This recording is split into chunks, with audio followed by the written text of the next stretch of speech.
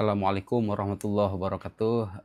Belakangan ini cukup ramai diperbincangkan film berjudul Bid'ah ya. Saya beberapa kali dimintai oleh sebagian orang pendapat seputar film ini karena seperti yang kita tahu ini film menimbulkan banyak kontroversi. Ada yang pro, ada yang kontra, ada yang senang dengan pesan-pesan yang diungkap oleh film ini, ada juga yang tidak. Tapi saya ingin berusaha untuk memberikan pandangan yang proporsional dan adil. Pertama yang perlu kita catat dari pesan penting dari film ini adalah satu hal yang positif, yaitu mengetuk kesadaran publik terkait adanya oknum-oknum tokoh agama yang kerap memanfaatkan jargon-jargon keagamaan dalam hal ini tarekat tasawuf misalnya untuk pelampiasan hasad pribadinya, kepentingan duniawinya, dan seterusnya. Dan memang itu ada. Jadi kalau kita mau ambil sisi positifnya, film itu barangkali bisa menggugah kesadaran publik yang selama ini termakan oleh bualan-bualan atau katakanlah orang-orang yang suka memperjualbelikan agama ya demi kepentingan pribadinya dan hawa nafsunya.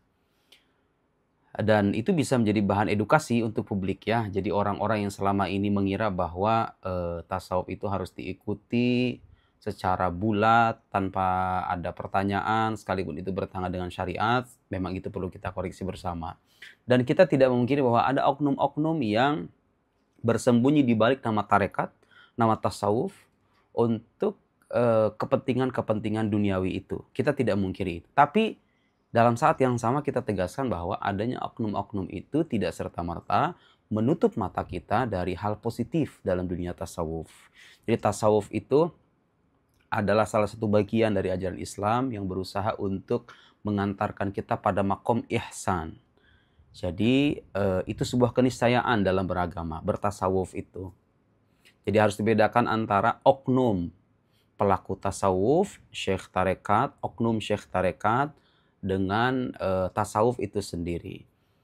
Nah, jangan sampai setelah menonton film ini kemudian orang punya anggapan bahwa begitulah tasawuf, penuh dengan bid'ah, kadang juga hal-hal yang bertentangan dengan syariat dan seterusnya. Saya kira ini yang perlu dikoreksi. Jadi memang dalam tradisi tasawuf itu kita jumpai ya penjelasan-penjelasan keagamaan yang kadang-kadang tidak bisa dicerna oleh nalar yang biasa, tidak bisa dicerna oleh sudut pandang yang umum. Kadang ada hal-hal yang mungkin dirasa janggal. Nah, bagaimana kita mengukur apakah ini harus diikuti atau ini ditinggalkan? Apakah ini kita kritik atau ini dimaklumi? Saya kira dilihat orangnya siapa gitu loh. Jadi dalam tasawuf itu kita harus melihat sanad keilmuan. Syekh yang diklaim sebagai syekh tarekat itu dilihat kapasitas keilmuannya, paham ilmu syariat atau tidak, paham ilmu fikih atau tidak, punya sanad tarekat yang bersambung sampai Nabi Shallallahu Alaihi Wasallam atau tidak. Kalau dia hanya sebatas mengklaim, kemudian aku adalah syekh tarekat, tapi dia melakukan hal-hal yang bertentangan dengan syariat, apapun itu bentuknya, ya itu perlu kita tinggalkan. Tapi kalau syekh itu punya sanad keilmuan yang jelas, dia paham syariat, dia paham ilmu hakikat, dia juga paham ilmu fiqih, dia paham ilmu-ilmu pengantar yang untuk memahami agama. Kemudian Anda menjumpai satu atau dua sikap ya yang mungkin belum Anda temukan penafsirannya. Memang ada kita jumpai dalam tradisi tasawuf itu untuk menghormati syekh dengan segala tindak tanduknya. Jadi menuduh kesalahpahaman kita bukan menuduh guru kita. Jadi anggap kita yang salah paham, bukan guru kita yang salah dalam mengajarkan.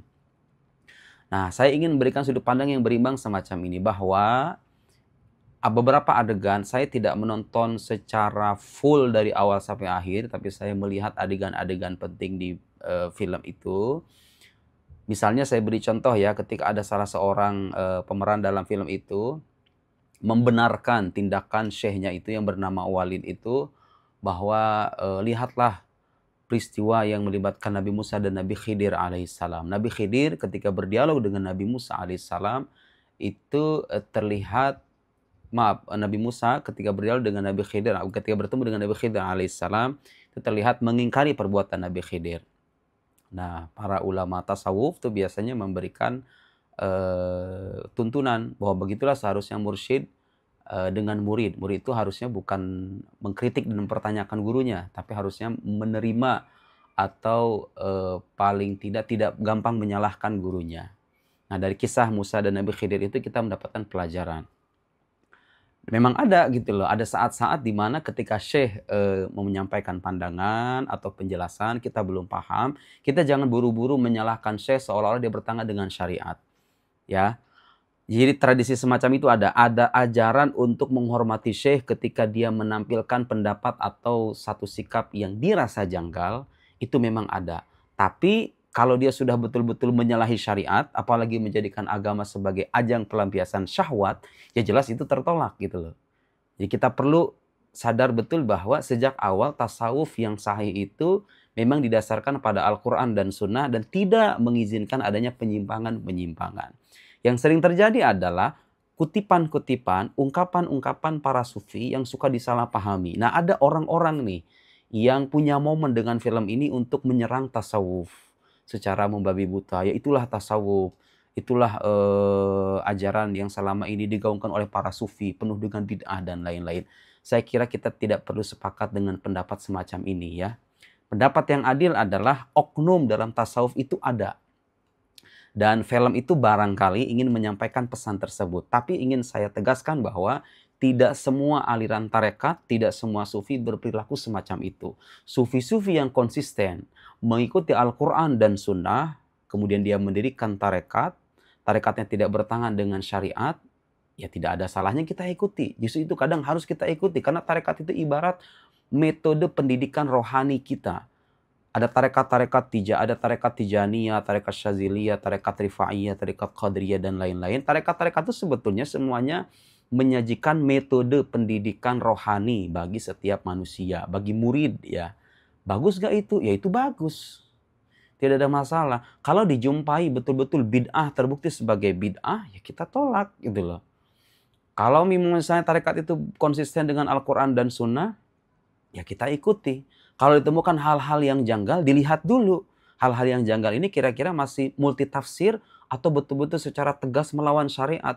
Yang tegas melawan syariat kita singkirkan.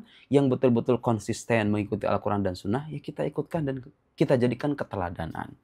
Mudah-mudahan sudut pandang ini bisa memberikan penjelasan yang cukup ya. Bahwa kita tidak serta-merta harus menolak segala hal yang berbau dengan tarekat atau tasawuf atau sufi. Tapi dalam saat yang sama juga tidak semua yang mengklaim dirinya sebagai syekh tarekat, mengklaim dirinya sebagai pengikut tasawuf itu harus kita ikuti. Mana yang jadikan tolak ukur? Tolak ukurnya adalah syariat itu sendiri, pemahaman ulama salafus saleh, pemahaman para ulama yang kompeten dalam bidangnya. Tasawuf itu harus kita jadikan pegangan, tapi hal-hal yang merusak perlu juga kita luruskan. Sekian. Wassalamualaikum warahmatullahi wabarakatuh.